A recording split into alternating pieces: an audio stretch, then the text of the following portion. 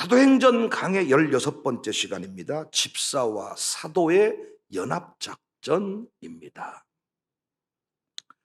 스데반 집사의 순교 이후에 기독교인들에 대한 핍박이 더욱 커졌습니다. 우리 생각에는 사람 하나를 죽였으면 조금은 잠잠할 듯한데 그렇지 않았습니다. 스데반을 죽이고 나서 오히려 힘을 얻은 것처럼 공격 개시를 외치는 것과 같은 분위기로 바뀝니다. 1절, 사울은 그가 죽임을 당함을 마땅히 여기더라.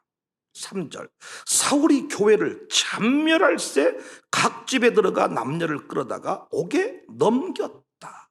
유대 지도자들이, 유대교를 섬겼던 자들이 이렇게 하면 기독교의 불씨를 꺼버릴 수 있다고 생각을 했어요. 그런데 교회는 흩어지는 불의 역사를 만들었습니다. 4절, 그 흩어진 사람들이 두루다니며 복음의 말씀을 전했다. 사도를 예루살렘에 남겨두고 나머지가 다 흩어진 거예요. 1절 말씀 보시면 하반절에 그날에 예루살렘에 있는 교회에 큰 박해가 있어 사도 외에는 다 유대와 사마리아 모든 땅으로 흩어졌다. 흩어져서 뭐 했냐? 복음을 전했습니다. 그 결과 예루살렘만 머물렀던 복음이 유대와 사마리아와 심지어 로마에까지 전해지게 되었습니다. 오늘 본문은 그 복음 전도 사역 중에 사마리아 지역의 그 복음 전도 이야기를 소개하고 있습니다. 5절, 빌립이 사마리아 성에 내려가 그리스도를 백성에 전파했다. 이 사건이 복음적으로 매우 중요한 의미가 있어요. 왜? 당시 사마리아 사람들은 유대인들에게 완전히 개 취급을 받았습니다. 버려진 지역, 버려진 인생, 사람 취급하지 않았던 그들에게 복음 전하는 일이 벌어지게 된 거예요. 일종의 혼혈족이었습니다. 북이스라엘이 아수르에 의해서 패망당했을 때 섞여버린 거예요. 이들이 더욱 유대인들에게 경멸의 대상이 되었던 것은 이미 이방신을 섬기고 있었습니다. 그러니까 이들에게 복음 전하는 일은 무의미한 일이라고 생각을 했을 수가 있어요. 다른 사람은 다 몰라도 사마리아인들은 복음에서 죄된 자가 아닌가, 이렇게 생각을 했을 것입니다. 그런데 빌립이 목도한 사마리아의 복음 전도 현장은 달랐습니다. 마치 우리가 전도 부흥회를 시작하기 전에 이 시국에 무슨 전도 부흥회냐 했는데 막상 시작하니까 몰려드는 사람들을 본 것과 같은 느낌일까요? 6절, 무리가 빌립의 말도 듣고 행하는 표적도 보고 한 마음으로 그가 하는 말을 따랐다. 7절, 많은 사람에게 붙었던 더러운 귀신들이 크게 소리를 지르며 나가고 또 많은 중풍병자와 못 걷는 사람이 나으니 같이 그 성에 큰 기쁨이 있더라.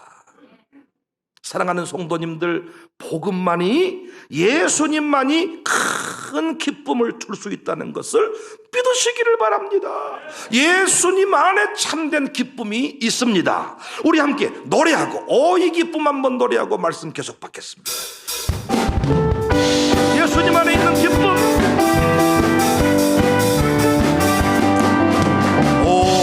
이 기쁨 주님 주신 것, 이 기쁨 주님 주신 것, 이 기쁨 주님 주신 것, 주께 영광 할렐루야. 주만, 친구여,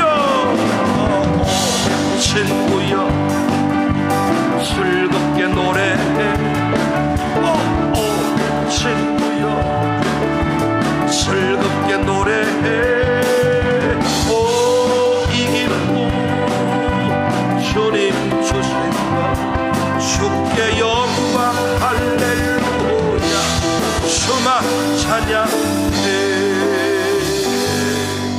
할렐루야. 우리가 주님 만나서 이 기쁨, 사람들마다 손뼉 치면서 노래하자, 이해를 못하잖아요. 사마리아 성에 그런 역사가 온 성의 기쁨이 있었다. 이 시대에 하나님을 믿고 예배하는 사람 외에는 자유를 누리는 사람이 없는 것 같아요. 여전히 두려워 벌벌 떨고 살아갑니다. 움직이지를 못합니다. 심지어는 가족 만나는 것도 꺼려합니다.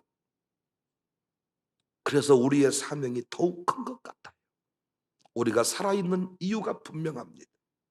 우리를 구원하시고 우리에게 큰 기쁨을 주시는 예수님을 온 천하에 전하라는 것입니다. 이 사명 우리가 완수할 수 있기를 바랍니다. 여하튼 빌립을 통해서 사마리아 지역의 역사가 일어나니까 예루살렘에서 사도들이 내려왔습니다. 그곳에 와서 함께 기도했습니다. 그랬더니 그들이 성령의 역사를 체험합니다. 14절 17절 예루살렘에 있는 사도들이 사마리아도 하나님의 말씀을 받았다함을 듣고 베드로와 요한을 보내매 그들이 내려가서 그들을 위하여 성령 받기를 기도하니 이는 아직 한 사람에게도 성령 내리신 일이 없고 오직 주 예수의 이름으로 세례만 받을 뿐이더라. 이에 두 사도가 그들에게 안수하며 성령을 받는지라. 무슨 말입니까? 각자 성령의 역사로 말미암아 하나님 자녀가 되었지만은 이 공동체 가운데 나타나시는 성령님의 역사에 관해서는 본 적이 없다는 거예요. 저는 이 장면을 통해서 교회의 질서를 유지하시는 분명한 성령님의 역사를 봅니다. 빌립 집사가 전도해서 사람들을 모았는데 사도들이 기도하니까 성령의 역사가 임했다는 거예요. 전도는 빌립이 했는데 그때까지는 그 공동체 가운데 성령의 역사가 나타나지를 않았어요. 각자 개인에게 임했던 성령님이 공동체 가운데 나타나지 않았단 말이에요. 사도들이 기도할 때 성령님의 역사를 보았습니다. 참 이게 놀랍지 않습니까? 여러분이 궁금할 수 있어요. 왜 그럴까? 왜 사도가 기도할 때 성령의 역사가 나타났을까? 오늘날은 이런 일이 종종 일어나요. 응답을 주시는데 부흥회 때 주셔. 응답을 주시는데 기도회 때 주셔. 각자 자기에게 각자 기도한 대로 응답을 주면 좋은데 놀랍게 이렇게 강사 소개를 하고 뭔가 이렇게 프로그램을 만들고 이곳에 오세요. 여러분에게 막 기대를 불러일으켜가지고 그 자리에 왔을 때 거기서 간증이 일어날 때가 많지 않습니까? 기적을 주시는데 자기 아파트 거실에서 주면 좋을 텐데 항상 기적은 주로 예배 가운데에서 예배당에서 이런 은혜 받는 마룻바닥에서 주실 때가 많더라고요.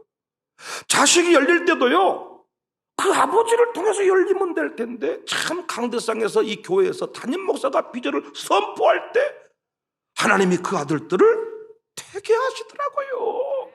우리 두 유학생도 강단에서 선포된 대로 하나님이 역사하시는 것을 봅니다.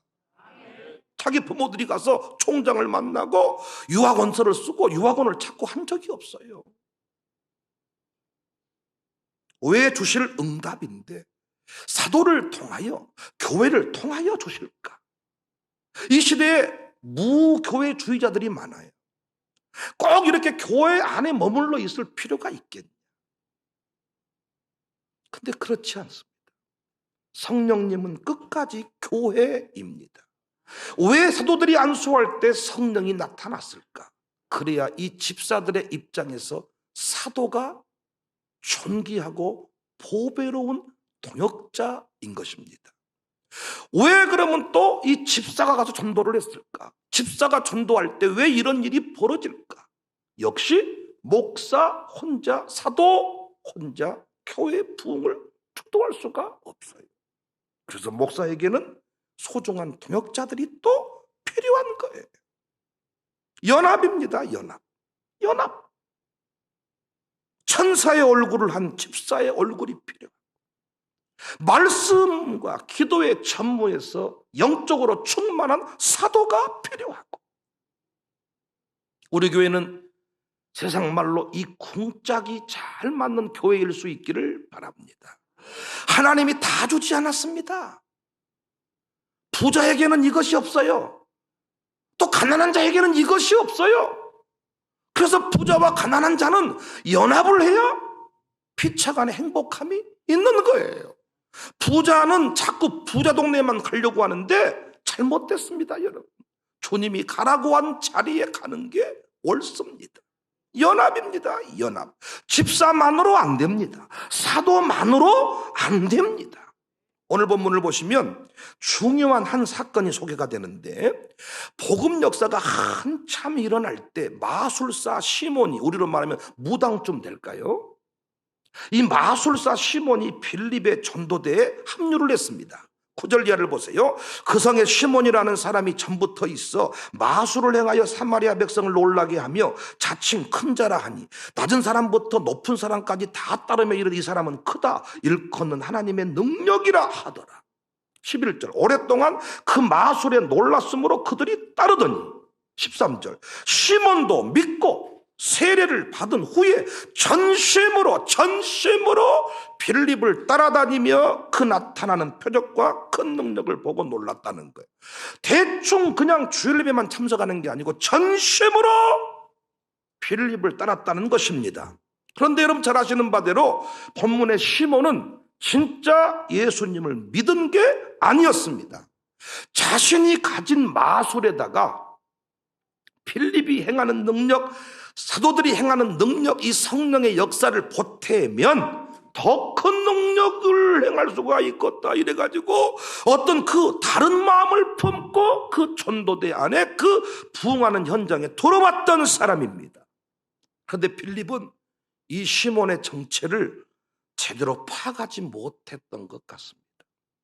언제 이 시몬의 영적 정체가 드러났냐? 베드로와 요한이 와서 기도하고 성령의 역사가 일어나는 현장 가운데서 거짓말로 행하고 있는 시몬이 드러났습니다. 언제 드러났다고요? 빌립에 의해 드러난 게 아니고 사도들이 내려와서 성령의 역사가 막 폭발적으로 일어날 때 이 거짓말로 행하는 시몬이 드러났습니다. 이 시몬이 사도에게 요청을 하잖아요. 18절 19절, 시몬이 사도들의 안수로 성령 받는 것을 보고 돈을 들여 이르되 이 권능을 내게도 주어, 돈을 가지고 와서 이 권능을 내게도 주어 누구든지 내가 안수하는 사람은 성령을 받게 해 주십시오. 이때 베드로가 흔한 말로 쌍욕을 퍼부어버린 거예요. 쌍욕을. 20절, 베드로가 이르되 내가 하나님의 선물을 돈 주고 살 줄로 생각했냐 이 새끼야.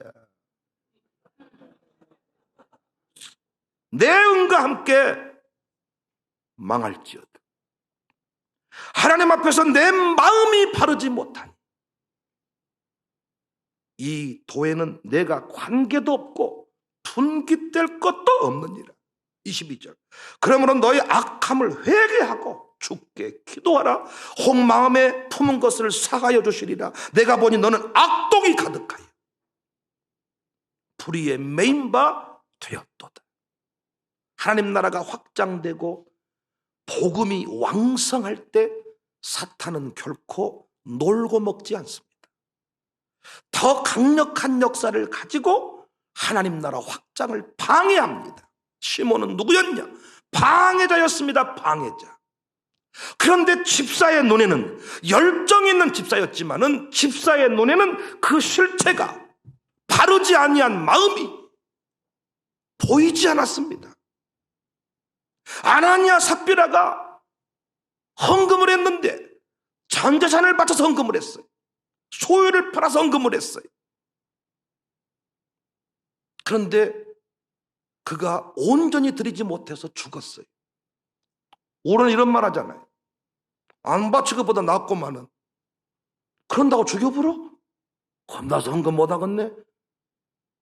돈 떼먹어서 죽은 걸로. 우리는 그 정도 수준에서만 이 얘기를 한다고요. 실체를 보지 못해. 거짓되고 교만한 마음, 이건 감추어져 있습니다. 교회에서 항상 문제를 일으키는 사람들은 영적인 얘기를 하지 않습니다. 다른 말로, 다른 핑계를 대서 이 교회 다 좋은데, 무엇이 어쩐데, 이러면 다른 얘기를 하면서 결국은 교회를 떠나가고 복음사역의 방해자가 되는 거예요. 시몬도 마찬가지입니다. 전심으로 빌립을 따랐다잖아요. 성령의 역사를 평가절하했습니다. 돈 주고 가지고 와서 성령을 내게도 주세요. 돈 가지고 와서 거들먹거리면서, 여러분, 마룻바닥에 우리가 엎드리는 이유가 뭡니까? 거들먹거리고 돈 가지고 와서 헌금 한번 툭 드리면 성령의 역사를 경험하고 코로나 시대에 승리할 수 있다. 천만의 말씀. 바르지 아니한 마음, 교만한 마음을 가지고 오늘 또 예배자리에 감독관 자세로 와 있는 분들, 소문 듣고 왔는지 어땠는지 모르겠습니다만은 돌아갈 때 아무 느낌이 없어요. 어떻게 드리는가 보자. 왔다, 이 교회는 스크린이 돌아가네, 이 교회는 뭔가 코로나 시대 마스크를 안 쓴 사람이 보이네, 이런 자세로 예배 드리고 가보세요. 아무리 소문 듣고 왔어도 아무 역사를 경험하지 못합니다. 진실된 마음, 겸손한 마음, 갈망, 목마름. 최고의 반찬은 시장입니다. 시장. 배고플 때 먹는 반찬, 밥은 다 맛있는 겁니다. 영혼의 갈망을 가지고, 인생의 아픔을 가지고 겸손하게 엎드린 인생은 찬송 중에 하나님을 만나든지, 기도 중에 하나님을 만나든지, 설교 중에 하나님을 만나든지 하나님을 만나고 돌아가요. 거짓된 마음을 이 집사는 보지를 못했어요. 사도들은 이걸 정확하게 파악했어요. 여러분, 왜 고난으로 다 흩어지게 할 때 예루살렘에 사도들을 남겨두었는지 아시겠죠? 1절에 사도 외에는 다 유대와 사마리아 모든 땅으로 흩어졌다. 오늘날로 치면 왜 목사만 교회에 남겨두고 여러분을 다 직장으로 어떤 삶의 터전으로 보내는지 아시겠나요? 예루살렘에 남겨진 사도가 한 일이 뭡니까? 예루살렘에 남겨진 사도가 한 일이 뭡니까? 말씀과 기도에 전무하는 일이었습니다. 구제 사역을 같이 감당하다가 그들이 잘못되었음을 깨닫고 말씀 사역에 집중한, 오늘날로 치면 설교하는 일에 온 에너지를 쏟겠습니다.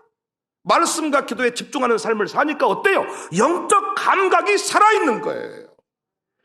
오늘날 교회가 어려워져서 목사의 이중직에 대해서 심각한 논의들이 이루어지고 있습니다. 지금 사모님들이 일을 해야 되고 목사님들이 다른 직업을 가지지 아니하면, 바울처럼 천막 깁는 일을 하지 못하면, 운전, 대리운전이라도 하지 아니하면 교회 십자가 간판을 내려야 되는 상황에 놓였다는 거예요. 지금 세를 못 내고 지금 이런 상황이기 때문에 목사의 이중직을 허용해 줘야 된다, 이렇게 지금 얘기를 하고 있어요. 저 같은 경우에도 여러분 다른 직업을 가지고 있지 않잖아요. 이 청사교에서 말씀 전하는 일, 목회하는 일에 집중을 하고 있잖아요. 그런데 이제는 이중직, 제가 어떤 다른 직업을 가지고 생계를 유지해야 되는 상황에 놓였다는 거예요. 이걸 지금 총회적으로 허락을 해달라고 매년마다 지금 헌의가 올라오는 상황이에요. 그런데 저는 이 부분을 참 안타깝게 생각합니다. 제가 지금 무화과 농사철에 무화과를 한 5,000평 지은다고 농사를 지은다고 생각해 보세요. 이 자리에 섰으면 제 얼굴은 새카맣게 그을렀어.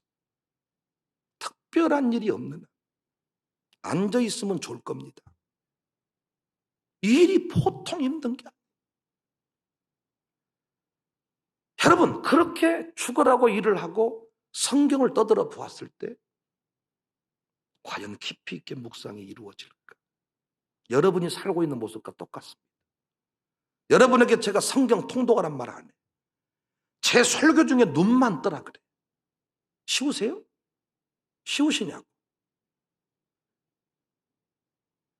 신방사들도 이중직을 가지신 분이 계셔. 이중직. 농사 짓는 분. 그래서 그분이 여러분 좋은 애예요. 좋은 애. 제가 격일로 출근하고 쉬라고. 왜냐하면 쉬어야 집중이 되니까. 안 쉽니다. 요즘에는 강남수 권사님도 쉬는 날 안 쉬어. 내가 알아. 딸들이 다 쉬는 날 친정으로 와가지고 하루 종일 밥 해주느라고 친정엄마가 죽을 똥을 싸는 거야.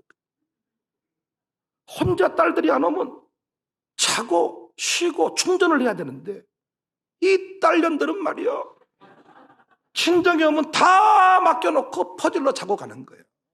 시댁감은 하는 줄 알지만 친정에 와서는 손끝 하나 까딱 안 하고 퍼먹고 자고. 여러분, 목회라는 게 겉보기에는 아무것도 안 하고 때되면 와 설교만 하면 되는 것 같지만 이 설교 한 편, 여러분은 끼니 때마다 걱정을 안 하시냐고. 여자분들, 오늘은 무엇을 먹을까? 그래서 명절 2박 3일 보내면 명절 증후군 다 여자들은 쓰러져 버린다잖아요. 여자들이 제일 싫어하는 게 명절 이 뭐 외상 증후군이라든가 명절만 생각하면 막 스트레스가 온다는 거. 왜? 하루 세 끼를 막 시아버지 시어머니 시댁 식구들 쉬고 뭐 알지도 못해. 이거 네 시고모다 인사해라. 너 사촌 팔촌 누구 인사드려라. 날마다 밥하고 막 이거 스트레스 받는다는 거예요. 그래서 여러분이 딱 눈 뜨면 계획을 세우잖아요. 아침은 국 끓여 먹어버리고 점심은 고기를 구워 먹어버리고 저녁에는 이 뭘로 떼어버렸어 그때. 날마다 하는 밥도 매일이 고민인데 설교 한 편이 그냥 뚝딱 만들어지냐고. 그런데 목사가 다른 일에 바쁘고 다른 직업을 가지고 살아간다면 이런 감각이 과연 살아있을까? 그래서 제가 우리 교회 부목사들 초창기에 사람이 없을 때는 새벽 차량 운행을 조금 시켰습니다. 부목사들 새벽 차량 갔다 와서 퍼질러 잡니다. 피곤하니까 1시간 일찍 일어나야 되고. 그러면 부목사가 할 일이 뭐예요? 영적인 감각이 살아있어야 돼. 주일학교를 딱 맡았으면 주일학 사역자 교육사를 딱 봐가지고 교육사가 이상한 짓거리 하면 딱 잡아내야 되는데 감각이 없어. 보고서가 올라오면 이상 없습니다, 잘 돌아갑니다. 근데 반토막이 떨어져서 나가버려. 죄송합니다 목사님.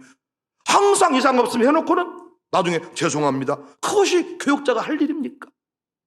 영적인 감각이 살아있어서 떨어지기 전에 예방 사역을 하고 착착 움직여야 되는데 감각이 없는 거예요.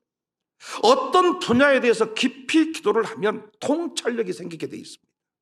어떤 사람에 대해서 깊은 기도를 하면 그 사람의 영적인 상태를 알 수 있게 되어 있습니다. 근데 여러분은 현실적으로 그게 불가능해.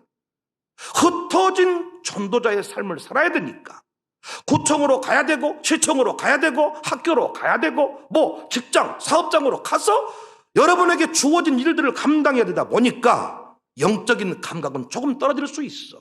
아이스크림 담는 할머니 권사님 있다고 쳐봐요. 그분은 뭔 전문가예요? 아이스크림 40개 한 박스에 채우는 것은 전문가일 수가 있어. 이를테면 감 선별하는 일을 한다. 전문가일 수 있어. 감각이 보면 알아. 그러나 영적인 일은 다를 수가 있다는 거예요. 그래서 목사는 영적인 본부를 지키는 게 중요해요. 그래서 우리 교회 부목사들은 새벽에 30분 전에 와서, 물론 우리 김태현 목사는 1시간 반 전에 오는 것 같습니다. 교회 불 다 켜놓고 온풍기 다 켜놓고 에어컨 다 켜놓고 다 준비하고 삽니다. 대단하죠. 근데 여러분, 그 부목사가 와서 30분 미리 기도하는 거, 끝나고 차량 운행 안 시켰으니까 끝나고 30분 이상 차량 운행할 도막에 기도해 주는 거, 이게 더 중요한데 차량 운행을 시켜도 자고 차량 운행을 안 시켜도 자고, 그럴 바에는 시키는 게 낫지 않겠어요? 지금 우리 교회는 젊은 안수집사급들, 젊은 집사들이 다 새벽에 차량 한 대씩을 끌고요 차량 운행을 합니다. 여러분이 제 삶을 왜 책임져 줍니까? 영적인 중심을 잃어버리지 말라는 거예요. 말씀에 집중하고 돈 하다가 영적 감각 잃어버리지 말고 다 영적인 통찰력을 가지고 거짓으로 행하는 시몬들을 딱 잡아내고 이 교회에 와서 어지럽히려고 하는 세력들을 딱 정리하고 시대에 필요한 통찰력 있는 말씀을 전하고 세상으로 흩어질 집사들을 천사의 얼굴로 변화시키고 이 일을 하라는 것입니다. 세상에 흩어질 집사들, 교회 부흥의 성패는 집사 얼굴에 달려있어. 집사의 얼굴이 천사로 변화되지 않는 한 우리 교회 부흥은 제한적입니다. 저는 세상에 나가서 일하는 사람은 아니니까. 이 교회 안에 있는 전도자들을 세우는 일을 목사가 하는 거예요. 여러분이 다 데려온 거예요. 지금 여러분이 이 자리에 데려온 거예요. 여러분을 격려하고 여러분을 축복하고 여러분이 좀 해롱해롱하면 때로는 소고기로, 때로는 돼지고기로, 때로는 닭고기로, 때로는 뭘로 막 당으로 뭘로 막 먹이고 마음이 아프면 어디 좋은 곳에 가서 바다를 보여주면서 또 쉼을 누리게 하고 막 목사가 이 일을 하는 거예요. 이 일을. 그래서 영적인 감각, 여러분의 광채가 사라지지 않도록 특별히 교회 안에서만 잘 지내는 사람이 아니라 세상의 전도자로 살아갈 수 있도록 목사는 뭐 하는 사람이냐? 훈련하는 사람입니다. 하나님의 나라를 확장시킬 수 있도록 훈련하는 사람. 그래서 우리 교회 등록을 하면 10주 양육 코스를 반드시 거쳐요. 10주 양육. 근데 그들을 내가 전도해 온 거 아니야. 물론 제 설교를 듣고 온 사람도 있지만은 사실은 전도자들이 그 일을 한 거예요. 데려온 사람들을 제가 뭐 하는 거예요? 양육하는 거예요. 다시 그들의 캄캄한 인생길, 비 내리는 화남선 같은 그 얼굴을 찬란한 봄과 같은 얼굴로 지금 가을의 국화꽃처럼 피어나게 하는 거예요. 다시 그들이 전도자가 되도록. 양육을 하다 보면요, 그 안에서 거짓된 것들이 드러나요. 은근슬쩍 우리에게 들어와서 어지럽히려고 하는 세력들이요, 견디지를 못해요. 10주 동안 안에 죽어버리고 10주 양육 받으려고 8주 기다리다가 질려버리고 3번, 2번 빠지면 또 수료가 안 되니까 한 번 빠져버리면 배려서 다음번에 기다리려다가 안 되고 어떻게 슬금슬금 돌아서 가정교회로 못 들어갑니다.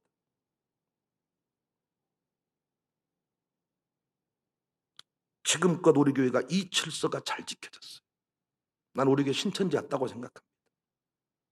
신천지가 우리 교회 안 올 수가 없어요. 초창기에요, 신천지에서 보낸 추수꾼이 강대상에다가 CD를 올려놓고 아줌마들을 데리고 와서 주일 예배 끝나고 쫙 입구에 세워놓고 나를 만나자고 대화를 하자고. 내가 웃으면서 난 니들이랑 대화 안 한다. 니들은 유치하기 짝이 없다. 내가 니들 교회에 우리 집사를 시켜서 내 CD 올려놓으면 좋겠냐? 어떻게 질질 가졌다는 인간들이 슬금 들어와가지고 새벽에 살짝 올려놓고 가버리라고. 그랬더니 그건 죄송합니다. 그러더니 사람이라는 게 말이야, 품격이 있어야지. 왔을 것입니다. 그러나 우리 교회 틈탈 여력이 없어요. 함부로 와서 목사를 비방하거든요. 교회에 부족한 점을 막 들추어내거든요.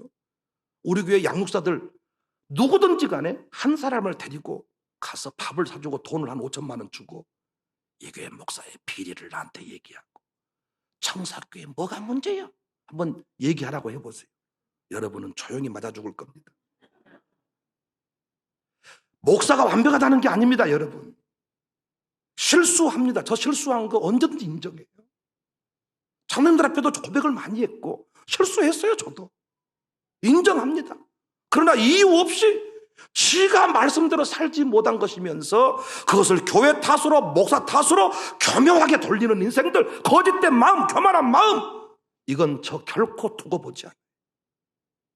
담배 못 끊는 거 그게 뭐가 문제랍니까? 담배는 그냥 못 끊는 거예요. 여러분 부인들이 속이 없어가지고 담배 못 끊는 당신 뭐 이해하세요. 속 없어서 그래. 그 부인 담배는 그냥 끊을 수 있는 게 아니에요. 술도 그냥 끊는 게 아니에요. 도박도 그냥 끊어지는 게 아닙니다. 여러분 손가락 잘라도 도박은 또 하는 거예요. 은혜 받아야 되는 거예요. 여러분 내가 도박쟁이입니다. 내가 감옥 갔다고 그거 부끄러운 거 아닙니다. 그런데 왜 거짓된 마음을 가지고 자기가 삐졌으면서 삐지지 않은 척 쥐가 삐졌으면서 목사의 설교 때문에 뭔가 이 교회는 어렵다는 식으로 얘기를 하냔 말이에요. 정직하게 목사님 내가 삐져버렸습니다. 근데 마음을 풍 풀고 나니까 다시 괜찮아졌습니다. 아무것도 아닌데 호박 나눠주는데 내 호박을 안 줘버리니까 열받아 버렸습니다. 내가. 그런데 그것 때문에 삐졌으면서 나는 호박 그까짓 거 안 받아도 돼. 안 받아도 돼. 안 받아도 돼. 그렇게 말한다니까 내가 리얼하게 설명을 잘하잖아요. 수박 그까짓 거 안 받아도 돼. 안 받아도 되는데 이미 얼굴빛이 틀린 거예요. 그러면 호박을 주면 돼 우리가. 근데 절대 그것은 아니라 그랬또. 내가 호박 때는 삐진 거 아니에요. 나 호박 쐬어버렸어 그거. 필요 없어. 근데 이 교회는 이것이 부족해. 이런 식으로 말하는 거예요. 원래는 호박 때문에 그런 거야. 호박만 얘기하면 돼. 그런데 호박 사라져버리고 쓸데없는 얘기를 막 하기 시작하는 거예요.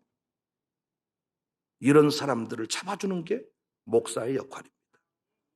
주방에 배추 담그러 왔다가 배추통 엎고 간 여자들이 많아요. 왜 그럴까요? 주방에 배추 김장하러 왔다는 것은 열정의 여인들이에요.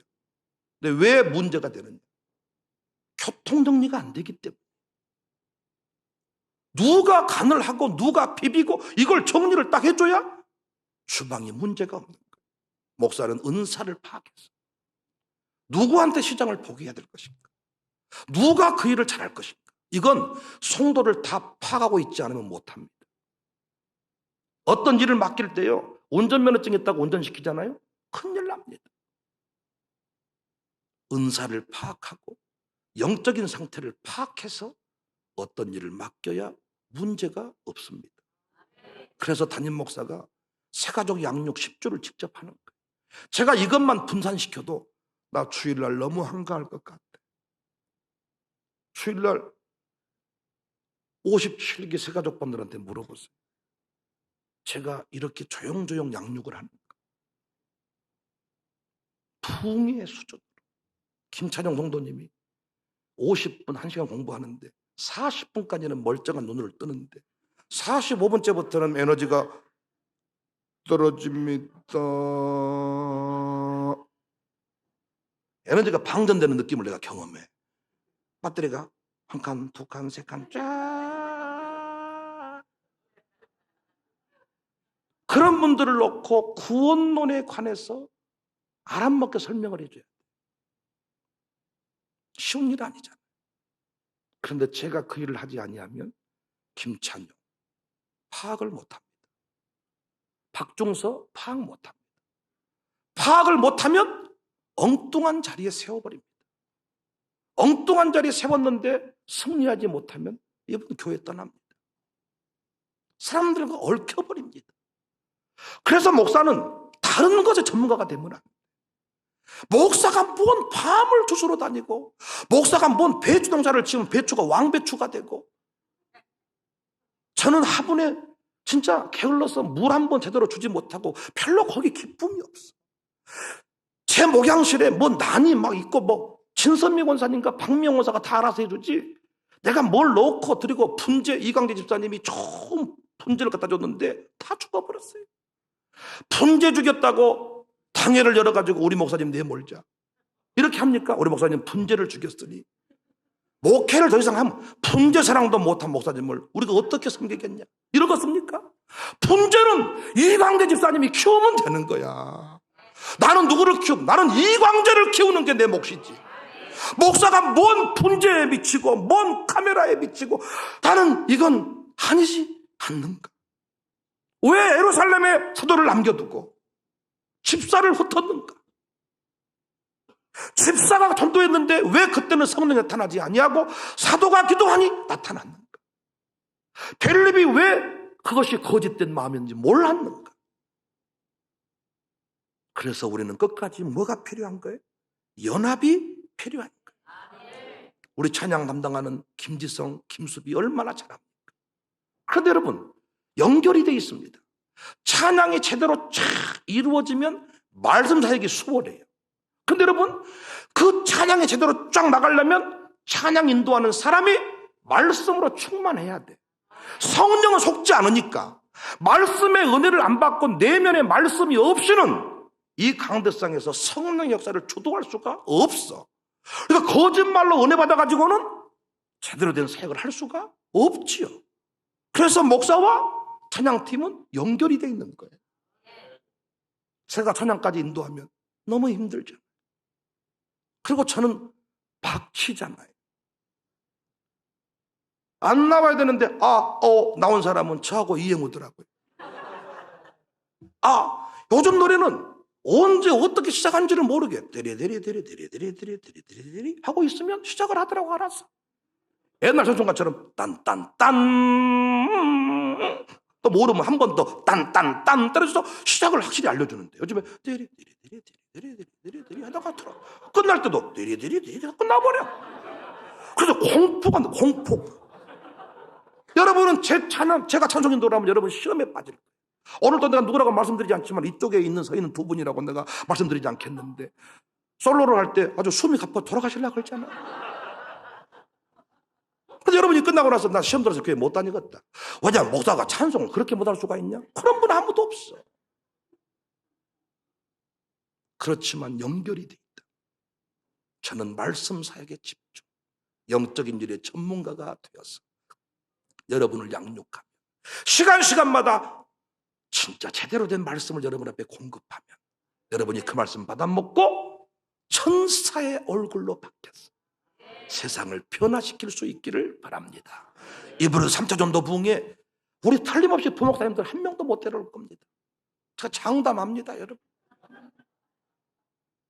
저 인간들은 어떻게? 여러분이 데리고 오면 양육을 우리가 하는 것입니다. 우리 교회는 이 질서가 잘 지켜질 수 있기를 주님의 이름으로 축복합니다. 우리들이 싸울 것은 열기 아니요, 우리들이 싸울 것은 육체 아니요, 마귀 권세 맞서 싸워 깨쳐버리고 죽을 영혼 살릴 것이 한 마음으로 있어 나가세, 한 마음으로 있어 싸우세. 아까 마귀 권사들과 있어 싸워서 성경도 1절 우리들이 싸울 것은 우리들이 싸울 것은 열기 아니요, 우리들이 싸울 것은 육체 아니요, 마귀 권세 맞서 싸워 깨쳐버리고 죽을 영혼 살릴